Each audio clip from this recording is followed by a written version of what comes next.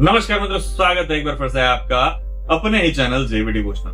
पिछले एपिसोड में हम लोगों ने देखा कि किस प्रकार से प्रभु श्री रामचंद्र जी एक असमंजस की स्थिति में फंसे हुए हैं कि क्या पकड़े और क्या छोड़े।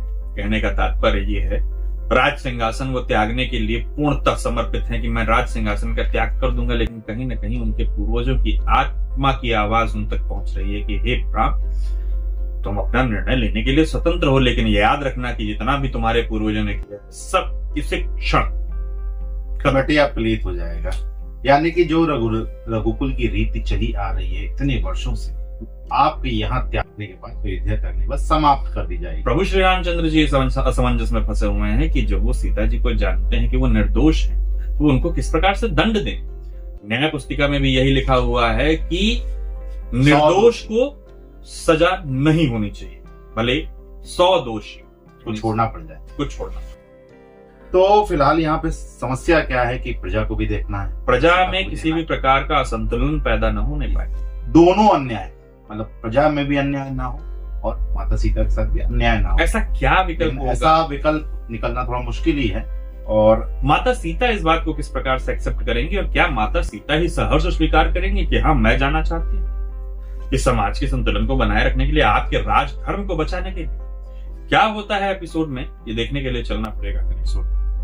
बिना विलंब के शुरू करते हैं एपिसोड 271 पार्ट 2। और कोई विकल्प नहीं बचा मेरे पास रघुकुल की मर्यादा की रक्षा के लिए, रघुकुल की रीति और परंपरा की रक्षा के लिए। सबसे कठिन राजधर्म के निर्वाह के लिए मुझे अपनी पत्नी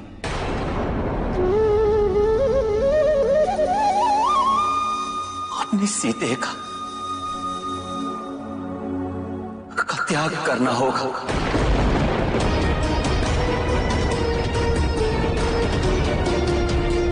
सीते को इस जीवन काल में एक और बार वनवास भोगना होगा।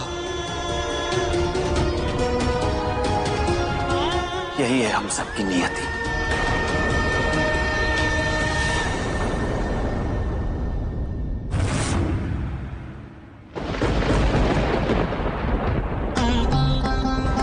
पुत्र राम,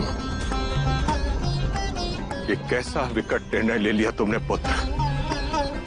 इस निर्णय के द्वारा तुम रघुवंश की गौरवशाली परंपरा और मर्यादा की रक्षा तो कर लोगे, किंतु स्वयं अपने उज्जवल और निष्पाप चरित्र पर सदैव के लिए कलंक का एक काला टीका लगा लोगे।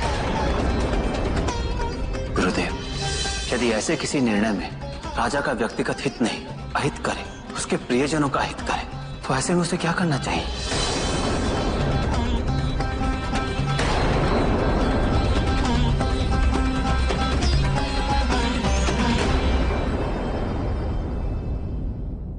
लक्ष्मण,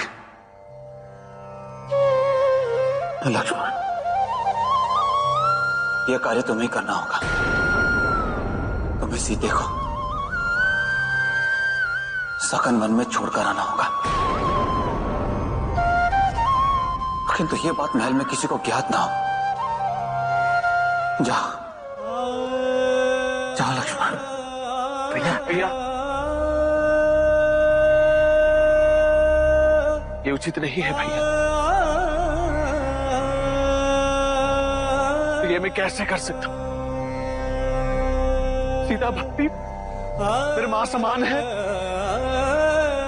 और कोई पुत्र अपनी मां को निर्जन वन में कैसे छोड़ सकता है भैया? मुझे क्षमा कर दीजिए। मुझे ज्ञात है यदि आपका आदेश स्वीकार नहीं किया तो ये मेरे लिए जघन्य पाप है, परंतु ये पाप भी मुझे स्वीकार है आज। लक्ष्मण, सीते रघुकुल की कुलवधू है, अर्थात रघुकुल की मर्यादा, रघुकुल की गरिमा और उन पर लगाया गया प्रश्न चिन्ह रघुकुल की मर्यादा पर प्रश्न चिन्ह है। और ऐसे में मैं यदि उन्हें अपने व्यक्तिगत सुख दुख के लिए यहां अयोध्या में रोक लेता हूं तो ये समस्त रघुकुल की यश और कीर्ति के विनाश का सूचक होगा लक्ष्मण। और इसीलिए तुम्हें तुम्हें यह कार्य करना होगा। नहीं भैया, सीता भाभी की शुचिता और पवित्रता पर लोग का अपवाद व्यर्थ है। यदि सूर्य को कोई दीपक कहे तो इसमें सूर्य का कोई दोष नहीं होता। मुझे क्षमा कर दीजिए, मुझे मृत्यु दंड स्वीकार है। ऐसा अनर्थ मत करवाइए मुझसे, ऐसा अनर्थ मत करवाइए। उचित है, फिर यह कार्य भरत करेगा। नहीं भैया, मैं नहीं, मुझ में इतना साहस नहीं है भैया। आप मुझे इस धर्म संकट में ना डालिए भैया। यदि सीता भाभी ने मुझसे प्रश्न किया तो मैं उन्हें क्या उत्तर दूंगा? असत्य तो मैं बोल नहीं पाऊंगा भैया, और सत्य मेरे मुख से नहीं निकलेगा भैया।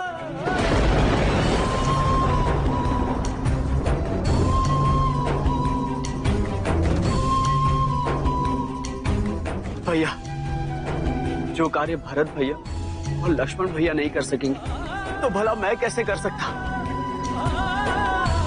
मुझे भी क्षमा कर दीजिए भैया, क्षमा कर दीजिए।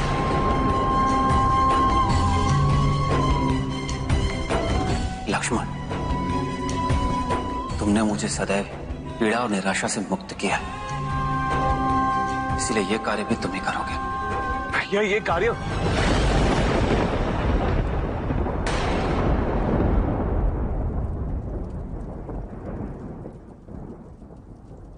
ये तुम्हारे राजा राम का आदेश है।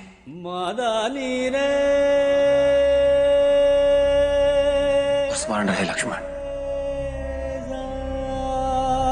इसके बारे में किसी को कुछ ज्ञात नहीं होना चाहिए,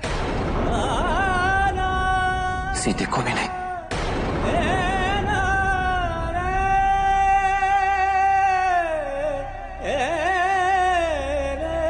भैया, भैया रुक जाइए भैया, भैया कैसे करूंगा मैं?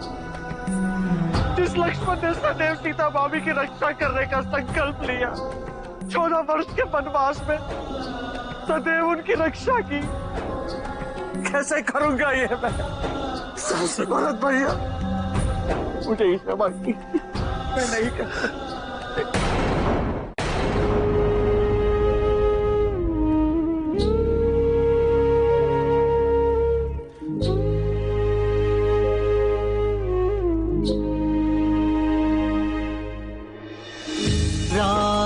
विवश मुख सिया निहारे, क्षमा करो प्रिय दोष हमारे।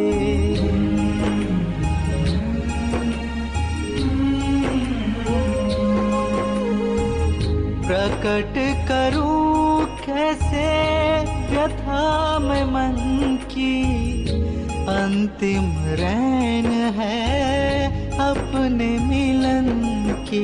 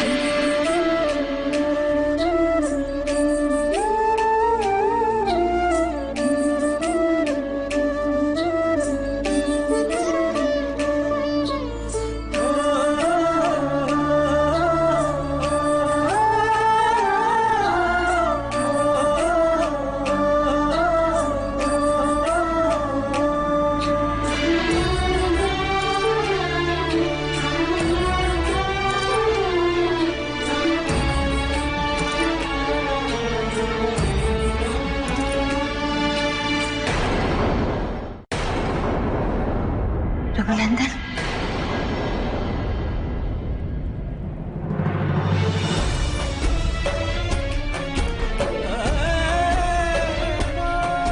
रघुनंदन,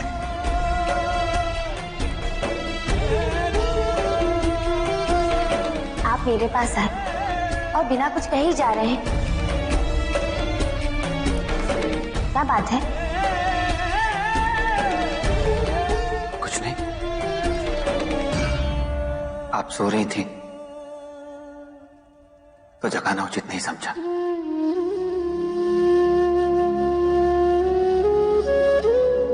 मैं आपकी ही प्रतीक्षा कर रही थी। जाने से पूर्व किसी निर्णय की बात कर रहे थे आप। क्या आप वो निर्णय ले पाए?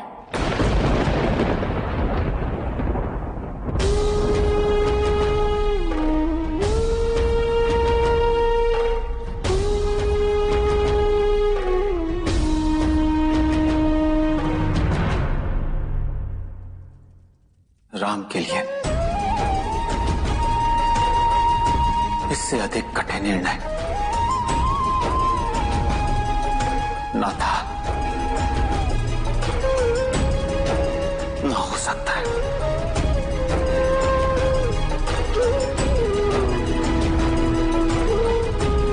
धर्म,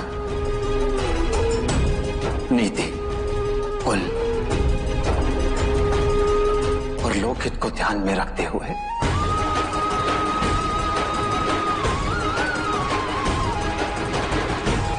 मैंने निर्णय ले लिया है। मुझे विश्वास था आप पर। क्या आप मुझे यही बात बताने आए थे?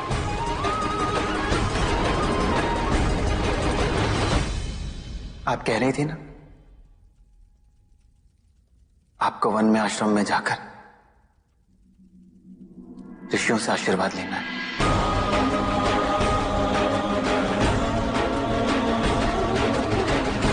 हाँ, कब चले?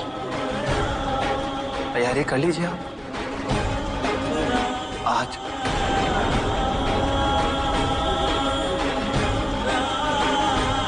ब्रह्म मुहूर्त में प्रस्थान करेंगे।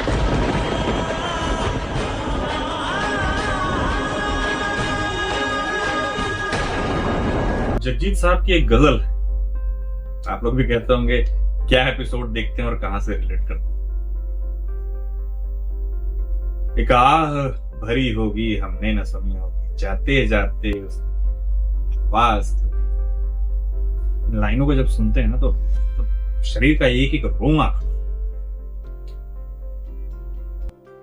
अभी जो पल बीत रहा था, जब तक माता सीता उठी नहीं थी, तब तक वैसा ही कुछ था। जब प्रभु श्री राम जी अगर चले जाते वहां से और माता सीता जी उठ के ना देख, तो वो वन में यही सोचती कि आए तो रहे हो, कुछ तो कहना चाहते होंगे, ऐसे तो नहीं चाह सकते। लेकिन फिलहाल ठीक है। जिस तरीके का दायित्व इस वक्त लक्ष्मण जी को मिला और जिस तरीके से प्रभु श्री राम जी दायित्व बांटे, तुम करोगे नहीं, तुम करोगे नहीं, तुम अब हमसे तो पूछना नहीं भैया। सीरीज में जो अभी इस एपिसोड में पर्टिकुलर अभिनय दिखाया गया, सभी का चेहरे के जो भाव थे, जो इमोशंस उनके चेहरे पे दिख रहे थे। भरत जी ने किस प्रकार से कहा, मुझसे ना तो ना, असत्य में बोलता नहीं, असत्य कहने की तो मेरी में हिम्मत ही नहीं है कि मैं सीधे बोल दूं कि हाँ प्रजा के चरित्र पे सवाल उठा रही है। आपके चरित्र को कलंकित किया जा रहा है समाज। प्रभु श्री राम जी ने आखिरी में उनको विवश होके आदेश ही देना पड़ा कि राजा का आदेश जाना पड़ा, वीटो पावर। क्योंकि उन्होंने ये प्रयास किया कि वो जानते थे कि ये कार्य मेरे बस का नहीं, मैं नहीं कर पाऊंगा। तो कहीं ना कहीं भाई को, जैसे कि भाई हमेशा रक्षा करते आए हैं, हर निर्णय में उनकी सहायता करते आए हैं। और अभी हमने देखा कि प्रभु श्री राम जी की जब सीता से मुलाकात हुई तो कहीं ना कहीं उस निर्णय को लेके वार्तालाप हो चुकी। उन्होंने एकदम संक्षिप्त में उनको बता दिया सब रीति, कुल, प्रजा का हित सब देखते हुए मैंने राम ने निर्णय। सबसे कठिन निर्णय रहेगा मेरे जीवन का अब तक का आगे। अब ये जब माता सीता वन में जाके विचार करेंगे तो उनको समझ में आ जाएगा कि क्या ही हुआ है। बात ये थी, क्या ही हुआ है। और ये जब से रावण की मृत्यु हुई तब से ये चला आ रहा है। हमने देखा कि हाँ, उन्होंने ये चीज हिंट दे दिया था कि समाज है, समाज कुछ भी क्वेश्चंस होंगे, वो जानते थे इस चीज। उन्होंने प्रमाणित भी किया माता सीता ने, लेकिन उस प्रमाण की यहाँ पे कोई भी क्या, जैसे कि भद्रा ने कहा था समाज में, प्रजा में कि तुमने देखा था क्या, हमारे सामने तो नहीं हुआ, ये हमारे सामने होता तो देखते। और उसके बाद भी, उसके उपरांत भी भद्रा कहीं ना कहीं, जब भद्रा इस परिस्थिति में था तो किस तरीके से भद्रा अपनी बेटी के लिए बचाव करता। तो बात यही हो जाए, घूम फिरा के आती है कि जब बात अपने पे आती है तो सब सही है। यहाँ पे कंडीशन फंस गई राजा, रीति वाली, कहीं ना कहीं कुल नियम, वो क्या कहते हैं, हम ऐसा नहीं, अनुशासन, मान प्रतिष्ठा अनुशासन। तो जो अनुशासन चला आ रहा है उसको हम तोड़ तो नहीं सकते। फिलहाल ये एपिसोड को यहीं छोड़ सकते हैं, तो इस एपिसोड को यहीं छोड़ते हैं। मिलेंगे फिर नए एपिसोड, तब तक के लिए राधे।